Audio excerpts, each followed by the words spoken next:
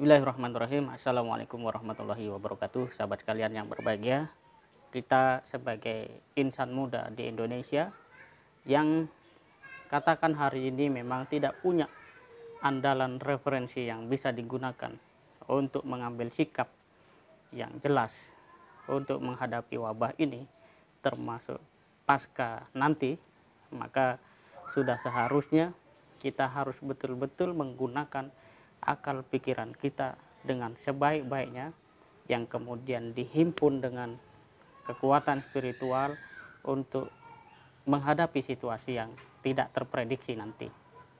Hal ini sangat penting dan mendasar karena kalau kita lihat dalam konteks pemberitaan media massa, ya, kita tidak bisa bayangkan bagaimana anggota DPR yang dipilih oleh rakyat, yang datang dari gang ke gang menemui siapapun itu asalkan namanya rakyat, memperkenalkan kaos yang ada fotonya, kemudian pada saat rakyat yang memilih mereka dalam situasi sulit, ternyata mereka masih membahas undang-undang yang relevansinya sama sekali bertolak belakang dengan kebutuhan rakyat itu sendiri.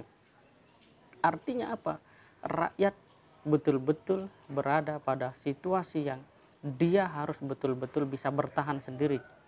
Maka herd immunity kemarin itu, ya, bahwa yang akan bisa bertahan menghadapi wabah ini adalah yang memang punya kekuatan imunitas dalam dirinya sendiri, adalah bagian dari, ya, cara berpikir yang tidak mencerminkan etika para pemangku kebijakan atas rakyat yang seharusnya mereka lindungi, mereka jaga.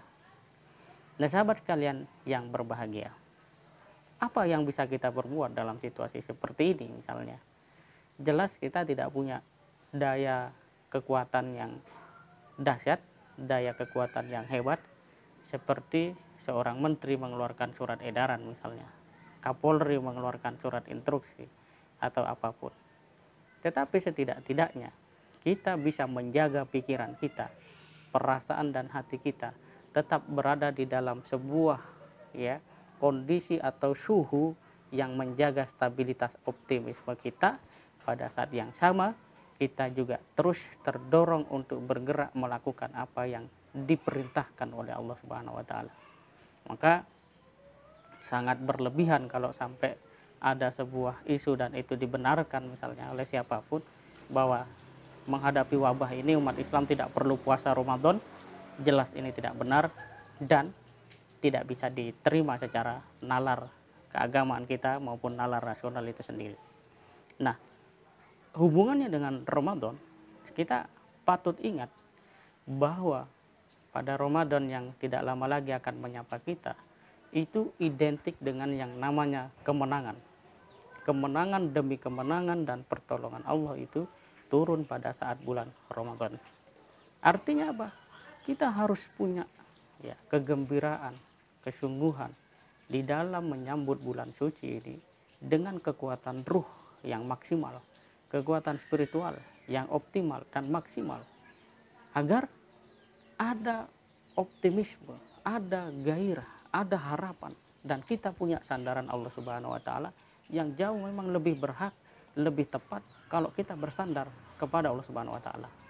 Di sini kaum muda harus berusaha untuk menghidupkan nalar-nalar spiritualnya melalui ibadah dan beragam amal soleh yang diperintahkan oleh Allah Subhanahu wa taala, dan dalam konteks tertentu memang menantang untuk diamalkan, seperti berinfak, bersedekah, membantu mereka yang sulit. Itu harus dilakukan karena sedekah yang terbaik itu justru ketika kita berhadapan dengan situasi yang sulit.